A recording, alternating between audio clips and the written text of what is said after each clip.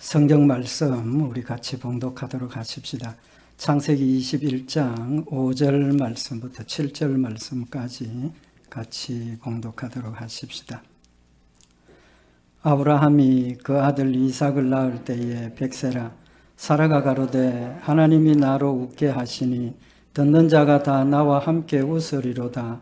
또 가로되 사라가 자식들을 젖먹이겠다고 누가 아브라함에게 말하였으리요마는 아브라함 노경에 내가 아들을 낳았도다 하니라. 아멘. 우리 지난 주일날 그 아브라함과 사라의 믿음의 모습 우리 상고를 했습니다.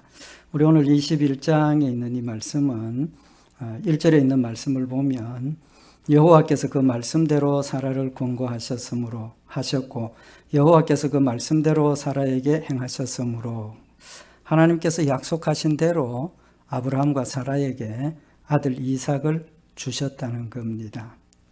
우리 오늘 이 본문 말씀은 지난 주일날 말씀 상고했던 것처럼 아브라함과 사라가 온전한 믿음이 아니었지만 심지어 하나님 약속하시는 말씀을 비웃는 그런 상황까지 있었지만 하나님은 약속하신 대로 이삭을 주셨다는 거죠. 신실하신 하나님이심을 지금 말씀을 하고 있습니다.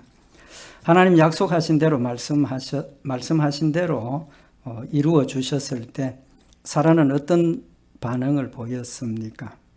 여기 오늘 같이 봉독한 5절 말씀에 보면 아브라함이 그 아들 이삭을 낳을 때에 백세라 백세에 아브라함이 아들을 낳았습니다. 근데 사라가 고백하기를 6절에 보면 사라가 가로되 하나님이 나로 웃게 하시니 듣는 자가 다 나와 함께 웃으리로다. 여기 하나님께서 자기를 웃게 하셨다는 겁니다. 이삭의 이름의 뜻이 뭐라고 그랬습니까?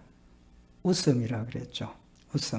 하나님께서 이삭을 통해서 그들이 하나님 앞에 비웃었던 웃음. 그렇지만 하나님께서 약속하신 대로 이루어 주셔서 사라가 하나님이 나로 웃게 하셨다. 지금 하나님이 웃게 하신 이 웃음은 어떤 웃음입니까? 기쁨과 감사의 웃음일 거고 또 놀라운 하나님의 능력의 역사를 체험을 하면서 놀라운 그런 마음, 믿음의 웃음이죠. 그래서 하나님께서 비웃음을 믿음의 웃음으로, 비웃음을 기쁨과 감사의 웃음으로, 하나님 주신 축복을 즐거워하는 웃음으로 바꾸어 주셨다는 겁니다. 그러면서 7절에 보면 6절에 보면 사라가 가로되 하나님이 나로 웃게 하시니 그러면서 듣는 자가 다 나와 함께 웃으리로다. 듣는 자가 다 나와 함께 웃는다. 그 뜻은 무슨 뜻입니까? 백세의 아들을 낳은 그 일이 하나님의 일임을 듣는 자들도 뭐 한다는 겁니까? 인정을 한다는 거죠. 믿음으로 받아들인다는 겁니다. 그래서 전능하신 하나님이심을 깨닫고 모든 사람이 함께 하나님께 뭘 드립니까? 영광을 돌려드리고 믿음을 가지게 하는 그런 결과가 있었다는 사실도 아울러서 고백을 하고 있고 7절에 보면 또 가로되 사라가 자식들을 젖먹이겠다고 누가 아브라함에게 말하였으리요 마는 아브라함 노경에 내가 아들을 낳았도다. 여기 사람으로서는 누구도 아브라함에게 아들 낳는다라고 말할 수 없는 그런 상황이었다는 거죠. 그렇지만 하나님은 하셔서 젖먹이게 하시고 웃게 하셨다. 그 말은 어떤 하나님을 믿는다는 겁니까? 전능하신 하나님을 믿는다는 거죠. 사람으로서는 누구도 그 나이에 아브라함과 사라가 아들을 낳는다는 것 생각할 수도 없고 믿을 수도 없고 본인들도 못 믿고 비웃었는데 하나님이 하셨다는 거죠. 전능하신 하나님이심을 믿음으로 고백하는 겁니다.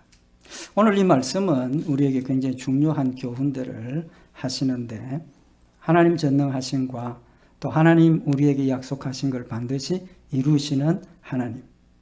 또 다른 중요한 점 한 가지가 더 있습니다.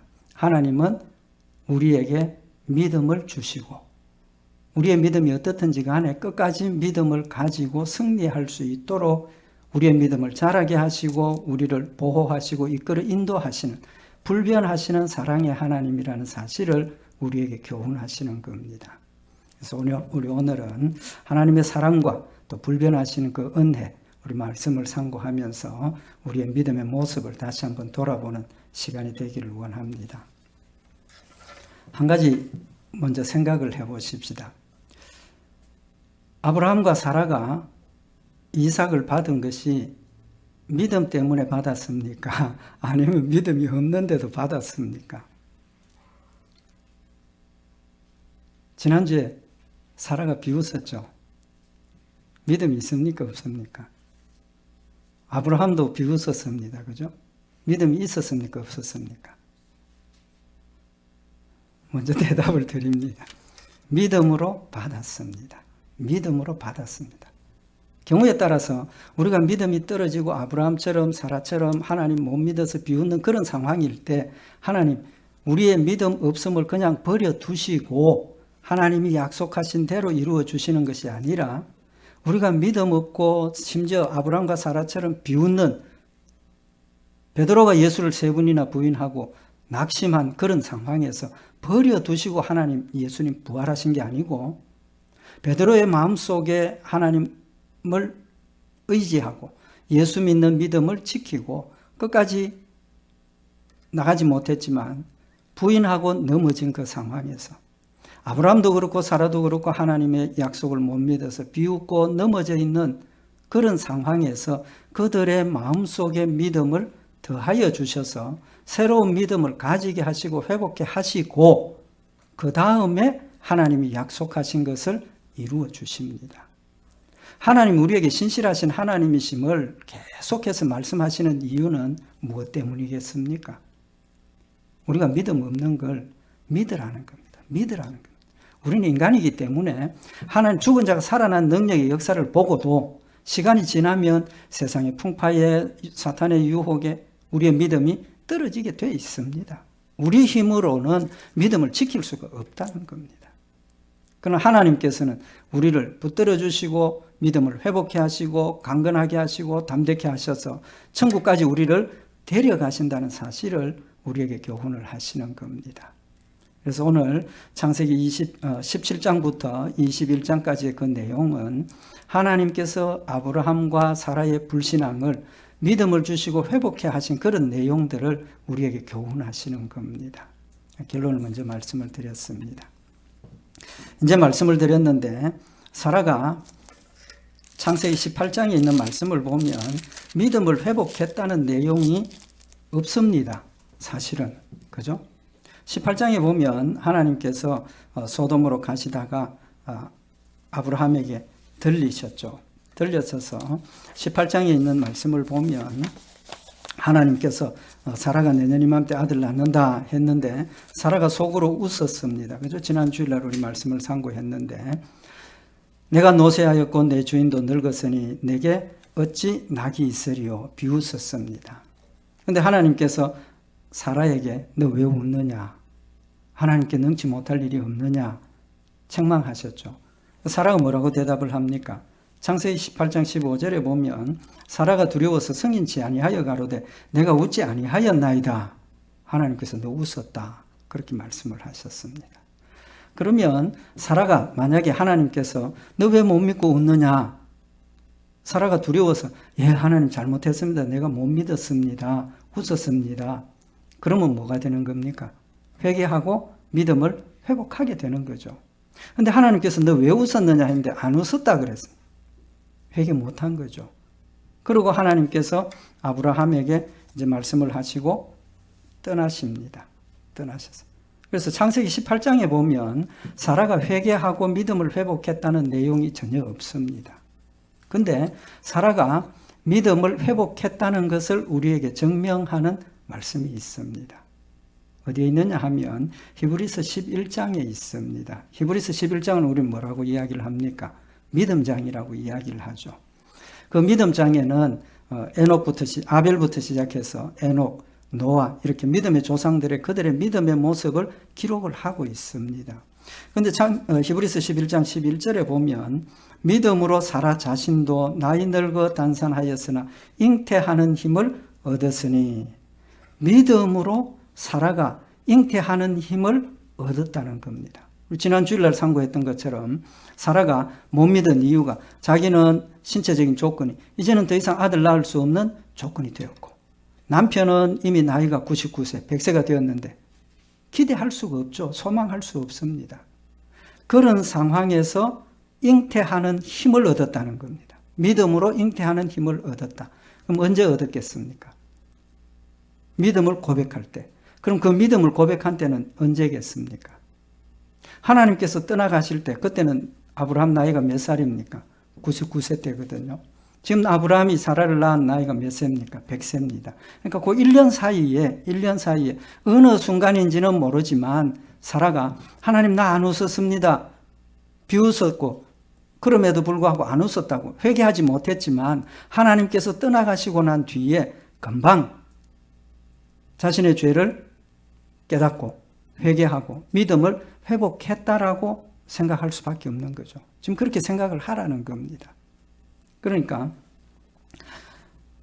사라가 하나님 앞에서는 두려워서 승인치 못했지만 하나님이 떠나가고 난 뒤에 그의 마음속에 성령님 역사하시고 그의 마음속에 하나님이 사랑으로 그들을 회복시켜 주셔서 믿음을 회복했다라고 기록을 하고 있는 거죠. 아브라함은 어떻습니까?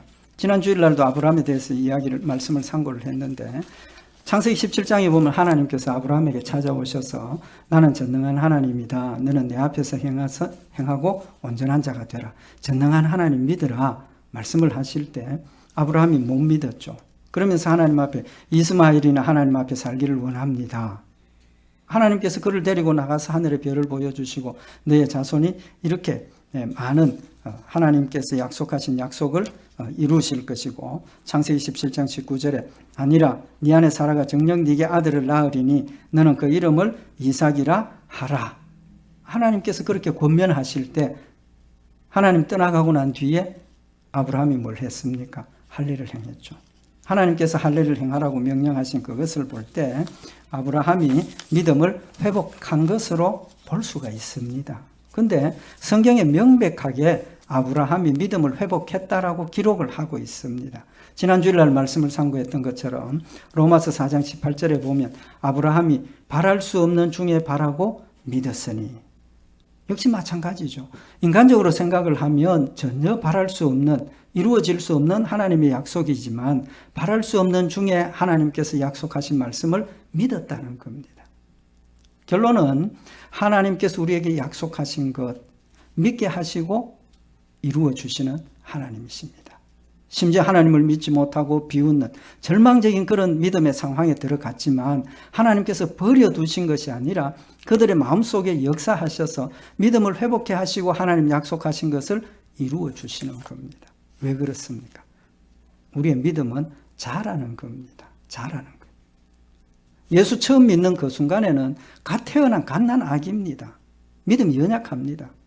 그래서 그저 하나님이 계신다, 그저 아주 초보적인 그런 믿음을 가지고 있지만 하나님의 믿음의 역사를 체험을 하면 할수록 하나님 정말로 신실하신 하나님이시구나. 정말 하나님 진실하신 분이구나. 하나님 정말 전능하신 분이구나. 점점 깨닫게 되면 심지어 내가 육신의 죽음이 찾아온다 할지라도 하나님께서 나에게 약속하신 천국의 약속을 믿으니까 순교도 할 수 있게 된다는 겁니다.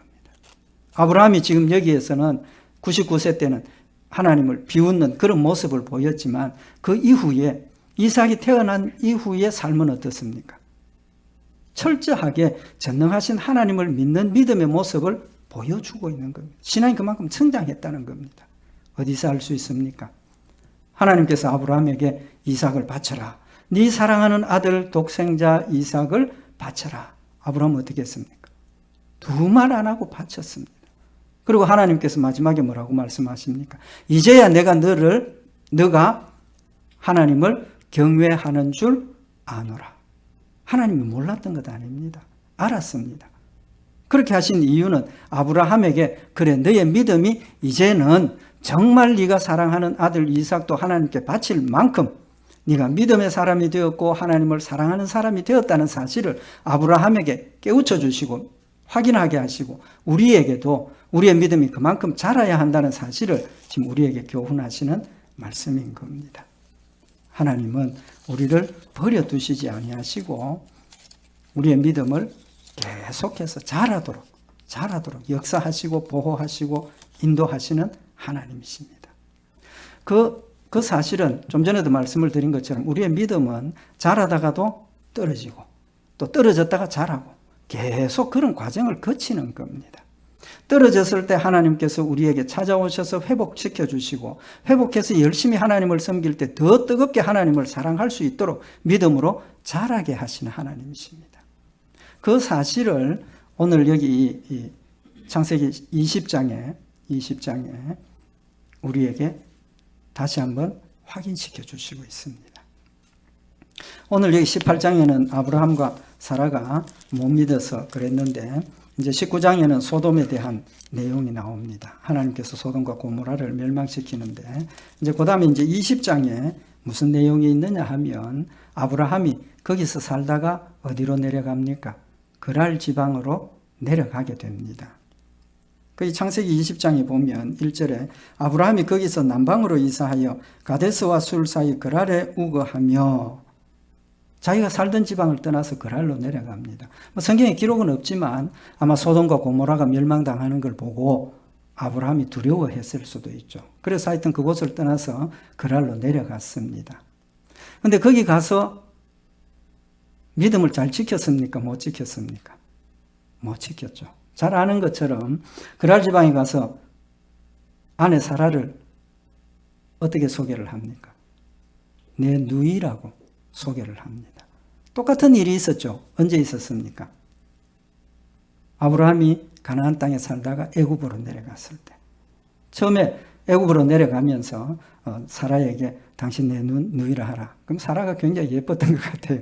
그 미모를 보고 사람들이 뺏어갈까 봐 겁이 나가지고. 실제로 그런 일이 있었죠. 애굽에서 그런 일을 겪었는데 하나님께서 어떻게 하셨습니까? 아브라함 편이 되셔서 지켜주셨습니다. 그럼 똑같은 죄를 범하면 됩니까? 안 됩니까? 안 되죠. 근데 전능하신 하나님이심을 믿음으로 고백을 했고 그럼에도 불구하고 또 똑같은 죄를 범하게 됩니다. 그래서 그랄 지방의 왕 아비멜렉이 아내 사라를 데려가 버립니다. 그 밤에 하나님께서 아비멜렉에게 나타나셔서 너 지금 데려온 사라는 아브라함의 아내니까 돌려주라고. 그러면서 그 가정에 질병을 내립니다. 성경에 보면 그 가정에 여자들 아들을 낳지 못하도록 질병을 내렸다고 그렇게 기록이 되어져 있습니다. 그런데 하나님께서 누가 잘못했습니까? 아브라함이 잘못한 거죠. 속였으니까. 그런데 누구를 지금 쳤습니까? 아비멜렉을 쳤습니다. 어쨌든 아비멜렉이 그 아침에 일어나서 아브라함을 부릅니다. 불러서 너 왜 거짓말 했느냐? 너 왜 거짓말 했느냐? 거기 보면 아브라함이 고백하기를 창세기 20장 11절에 보면 이곳에서는 하나님을 두려워함이 없으니 내 아내를 인하여 사람이 나를 죽일까 생각하였습니다. 뭐 때문이라 그랬습니까? 이 지역에는 하나님을 모른다는 겁니다. 하나님을 모르니까 사람들이 내 아내 때문에 나를 죽일까 봐 겁이 났다는 거죠. 어떤 믿음입니까? 조건적인 믿음. 우리의 믿음도 마찬가지입니다. 하나님 전능하신 하나님이시라는 것은 무에서 유를 창조하시고 어떤 조건이나 어떤 환경이든지 하나님은 우리를 보호하시고 약속하신 걸 반드시 실천하시는 하나님이십니다. 근데 아브라함의 대답이 여기는 하나님을 모르기 때문에 하나님께서 나를 보호할 수 없다. 어떤 조건에서는, 다시 말하면 하나님을 아는 사람들이 있는 데서는 하나님이 나를 보호하실 수 있지만 하나님을 모르는 지역에 가면 하나님 나를 보호할 수 없다. 조건적인 겁니다.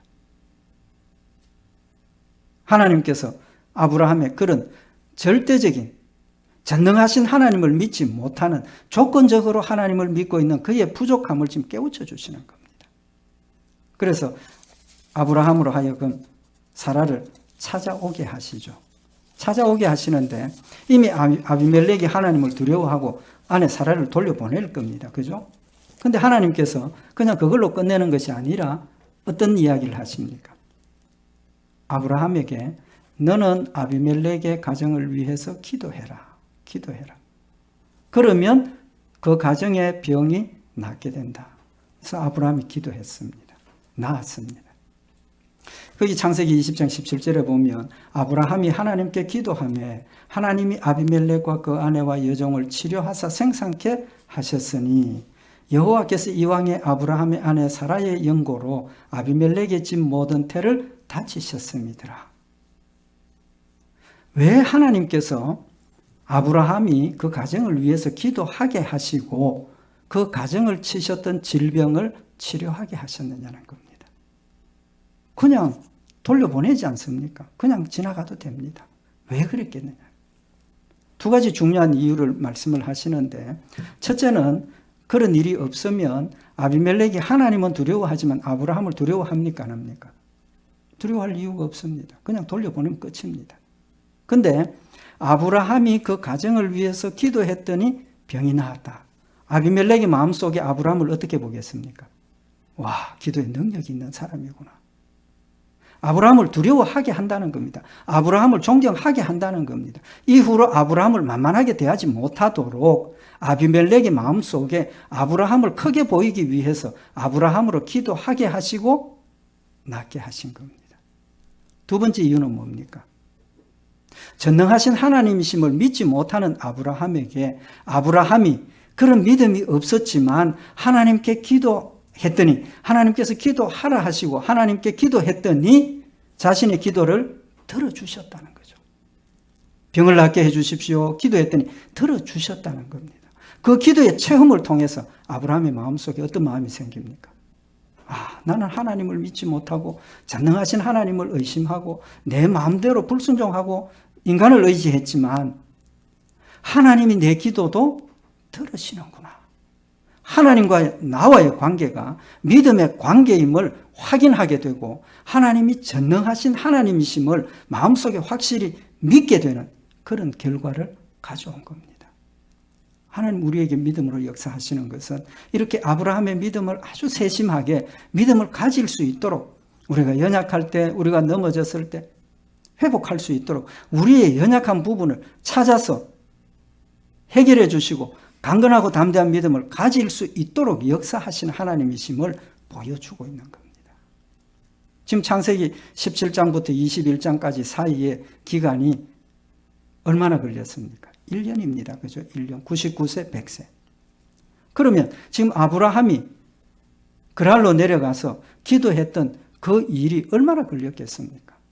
얼마 아니라는 거죠. 그 순간에 하나님께서 그들의 떨어진 믿음을 보시고 책망하지 않으시고 버리지 아니하시고 오히려 그들의 믿음이 더 강건해질 수 있도록 전능하신 하나님이심을 확실히 믿을 수 있도록 하나님께서 역사하셔서 회복해 하시는 역사를 우리에게 보여주고 있는 겁니다. 그럼 하나님은 아브라함의 믿음을 언제 인정하셨습니까? 언제 인정하셨습니까? 그 중요하지 않습니까? 이삭을 바쳤을 때 하나님께서 이제야 네가 나를 경외하는 줄 아노라. 그때 하나님께서 아브라함의 믿음을 인정하셨습니까? 아닙니다. 아니에요. 창세기 15장 1절에 지난 주일날 말씀을 상고했는데 하나님께서 이상 중에 아브라함에게 나타나셔서 아브라함아 두려워하지 말라. 나는 너의 방패여 너의 지극히 큰 상급이니라. 소돔과 고모라에서 탈출을 당하고 포로로 잡혀간 조카 롯을 찾아오고 난 뒤에 하나님께서 아브라함에게 찾아오셔서 내가 너의 큰 상급이다. 아브라함이 뭐라고 그랬습니까? 못 믿었지 않습니까? 지난 주일날 다 상고를 한 말씀입니다. 하나님 이 엘리에셀이나 살기를 원합니다. 참 겁없이 하나님 내가 너의 큰 방패를 하는데 하나님 나한테 복 준 게 뭡니까? 나 아들 없습니다. 하나님 약속하셨는데 아직까지 아들 못 얻었습니다. 주시지 않으셨습니다. 엘리에셀이 내 후계자가 됩니다. 그랬을 때 하나님께서 뭐라고 말씀하셨습니까? 창세기 15장 4절에 보면 여호와의 말씀이 그에게 임하여 가라사대 그 사람은 너의 후사가 아니라 네 몸에서 날짜가 네 후사가 되리라 하시고 그를 이끌고 밖으로 나가 가라사대 하늘을 우러러 뭇 별을 셀 수 있나 보라. 또 그에게 이르시되 네 자손이 이와 같으리라. 엘리에셀이나 살기를 원합니다 하는 아브라함에게 하늘의 별을 봐라. 그 하나님께서 약속하신 대로 이루어 주겠다. 그랬을 때 창세기 15장 6절에 보면 아브라함이 여호와를 믿으니 여호와께서 이를 그의 의로 여기시고, 아브라함의 믿음이 이삭을 바치는 그런 훌륭한 믿음, 성숙한 믿음이 되었을 때 그의 믿음을 의로 여기신 것이 아니라 하나님을 못 믿고 엘리에셀이나 살기를 원합니다. 그랬을 때 아니다. 내가 너하고 약속한 것 있지 않느냐 믿으라. 아브라함이 예, 잘못했습니다. 이제는 믿겠습니다. 그랬을 때 하나님은 아브라함의 믿음을 의로 여기셨다는 겁니다. 하나님이 여러분과 저를 의인으로, 하나님의 거룩한 백성으로 인정하시는 때가 언제입니까? 예수 그리스도를 믿는 믿음을 고백하는 그 순간에, 갓 태어나는 그 순간에 하나님께서는 여러분과 저를 하나님의 거룩한 백성으로 인정하시는 겁니다. 인정하시는 거예요. 훌륭한 믿음이라야 인정하는 것 아닙니다. 그저 예수님 살아계시고, 그저 예수님 나의 생명의 구주가 되시고, 하나님이 나를 구원하셔서 천국 데려가신다는 가장 간단하고 분명한 그 믿음, 근본적인 믿음만 가지면 하나님 여러분과 저를 거룩한 자로, 의로운 자로 인정하시는 하나님이십니다. 그 이후에 우리의 믿음이 계속 자랄 수 있도록 이끌어 인도하시고 보호하시고 지키시는 신실하신 하나님이시라는 사실을 우리에게 말씀을 하고 있는 겁니다. 아브라함이 넘어졌을 때, 심지어 하나님 비웃었을 때 우리 같으면 어떻게 하겠습니까? 버려버리죠. 비웃는데 하나님께서 이거 봐라, 예, 믿었습니다. 그 다음에 또 얼마 안 가서 비웃습니다. 어떻게 하겠습니까? 버리죠. 그러나 하나님은 의심했을 때 책망하지 않았습니다. 그의 연약함을 인정하시고 그의 연약함을 아시고, 그래, 너 안다, 일로 오너라, 하늘의 별을 봐라, 내가 너와 약속했지 않느냐, 저 하늘의 별과 같이 많은 자손을 너에게 주노라고, 반드시 주겠노라고 확인시키시고 믿음을 회복하게 하시고, 회복했던 믿음을 또 잊어버리고 똑같은 죄를 범하셨을 때 아브라함이 잘못했지만 아브라함을 책망하지 아니하시고 그를 해치는 자를 책망하시면서 그 앞에서 아브라함이 존귀한 자가 될 수 있도록 아브라함의 기도를 들어주시고 병을 낫게 하시고, 아브라함의 기도를 들어주시고 아브라함으로 하여금 전능하신 하나님이 나의 하나님이심을 믿게 하시는 사랑의 하나님이시라는 사실을 우리에게 교훈을 하고 있는 겁니다. 이사야 42장 3절에 보면 상한 갈대를 꺾지 아니하며 꺼져가는 등불을 끄지 아니하고 진리로 공의를 베풀 것이며, 상한 갈대를 꺾지 않는다는 거예요. 베드로가 3번씩이나 예수님을 부인했지만 그건 상한 갈대가 아니라 꺾여진 갈대가 아닙니까? 그럼에도 불구하고 그를 다시 일으켜 세워서 하나님의 일을 감당하게 하시는 하나님이심을 우리에게 교훈을 하고 있는 겁니다. 결론을 말씀을 드립니다. 여기서 우리가 생각해야 될 일이 뭡니까?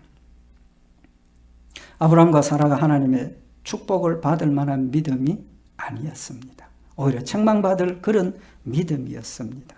그럼에도 불구하고 그들이 믿음을 회복하고 하나님의 축복의 약속을 받은 이유는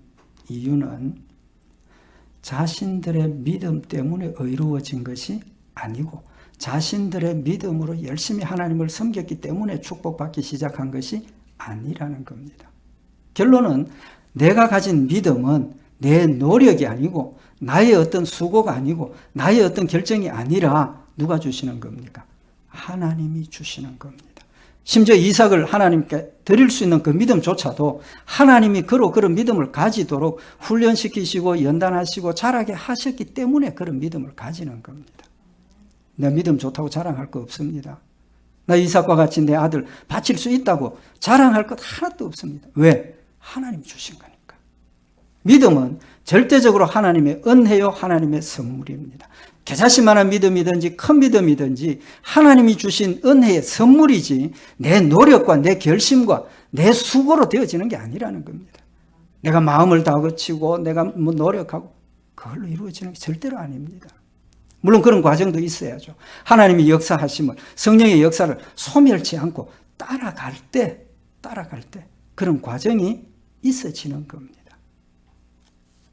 은혜의 선물입니다. 믿음은 철저하게 하나님 은혜의 선물입니다. 두 번째로 이 말씀이 우리에게 주시는 은혜는 하나님의 능력의 역사가 내 믿음에 비례해서 일어나는 것 아니지 않습니까? 내 능력에 비례해서 일어나는 거 아닙니다. 하나님의 필요에 따라서. 하나님이 나에게 유익함을 이루기 위해서는 죽은 자도 살릴 수 있지만 내 믿음의 유익을 위해서 죽어가는 사람을 그냥 버려두실 수도 있는 겁니다. 거기에 우리의 믿음의 척도를, 거기에 믿음의 판단의 근거를 가지면 안 됩니다. 하나님이 주신 믿음은 나와는 전혀 상관이 없습니다. 철저하게 하나님의 은혜요, 철저하게 하나님의 뜻이요, 철저하게 하나님의 사랑으로 우리에게 주시는 것이지, 지금 잠시 우리의 행함이 훌륭한 모습을 보인다고 해서 끝까지 그런 믿음을 가지는 것 아닙니다. 아니에요. 비웃는 믿음을 가졌지만 하나님께서 그들을 믿음 위에 세우시니까 이삭도 바칠 수 있는 그런 믿음의 모습으로 태어난다는 것을 우리에게 교훈을 하고 있는 겁니다. 신앙생활은 절대로 내 혼자 하는 것 아닙니다. 신앙생활의 결과가 절대로 나의 노력과 내 수고로 되어지는 것 아닙니다. 상급이 아닙니다. 하나님 날 사랑하시기 때문에, 하나님 날 지키시기 때문에, 하나님 신실하신 분이시기 때문에 어떤 경우에라도 하나님 나를 버리지 아니하시고 믿음의 성숙한 자리로 이끌어 가신다는 사실을 인정을 하고, 연약한 믿음, 나는 왜 이렇게 믿음이 없을까? 낙심하지 마십시오. 그럴 때 하나님이 더 크게 역사하시고 더 뜨겁게 사랑하셔서 내 연약한 믿음을 강하게 하시는 하나님이십니다. 내 연약한 믿음 때문에 온전히 하나님의 말씀을 순종하지 못하기 때문에 내가 징계받고 손해보고 고통당하지 않을까?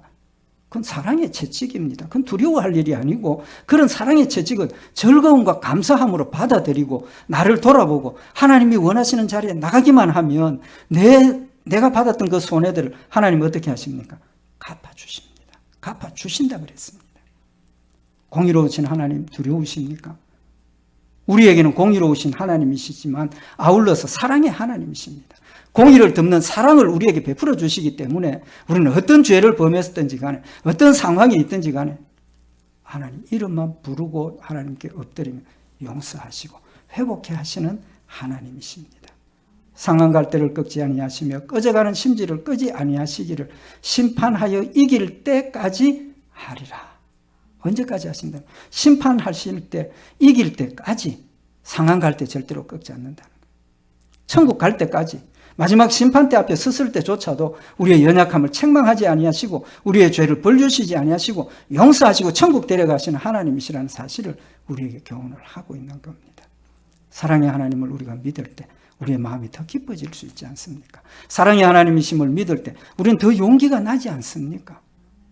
믿음, 소망, 사랑, 이 세 가지는 항상 있을 것인데 그 중에 제일은 사랑이라. 하나님의 사랑을 믿을 때 우리 마음속에 하나님의 사랑이 넘치고 세상의 그 어떤 일도 두려움이 없어지고 힘을 다해서 하나님을 사랑하면서 섬기고 승리하게 된다는 사실을 우리에게 교훈을 하시는 겁니다. 우리 오늘 이 말씀 마음에 새겨서 하나님의 사랑을 마음에 충분히 담고 충만히 담고 사랑으로 하나님을 섬기고 믿음으로 승리하는 우리 성도들 되시길 바랍니다. 기도드리십시다. 사랑의 하나님 아버지, 아브라함과 사라가 하나님을 비웃는 어리석고 연약한 단계까지 갔지만 하나님 그들을 사랑하셔서 회복해 하시고 이삭을 하나님께 드릴 수 있는 믿음의 열매를 맺도록 인도하시는 사랑과 은혜의 하나님이심을 다시 한번 마음에 새기는 시간이 되게 하시고 날 사랑하시는 하나님을 뜨겁게 사랑하며 힘써 담대하게 주님께 나가는 저희들 되도록 주님 축복하여 주시옵소서. 늘 함께 하시고 지키실 줄 믿고 감사드리오며 우리 주 예수 그리스도의 이름으로 기도드리옵나이다. 아멘.